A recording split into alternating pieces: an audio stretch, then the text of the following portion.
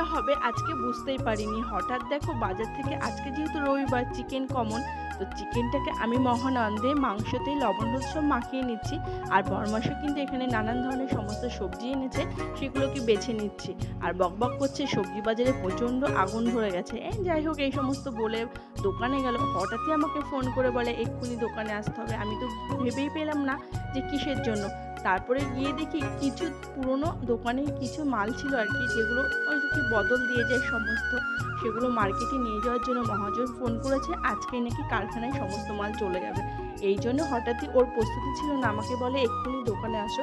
তো আমি দেখো সমস্ত কাজ ফেলে কিন্তু এদিকে দোকানে চলে গেছি। দোকানে গিয়ে কিন্তু সমস্ত কিছু দেখি যে টোটোওয়ালা এসে রেডি হয়ে গেছে, আর পুরনো মালগুলো সব এই টোটোর মধ্যে করে ভরে নিচ্ছে।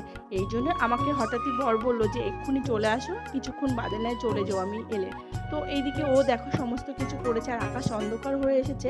মনে মনে ভাবছি এত বৃষ্টির মধ্যে কি করে যাবে, তার মধ্যে একটা বড় দোকানের সামনে বাস এসে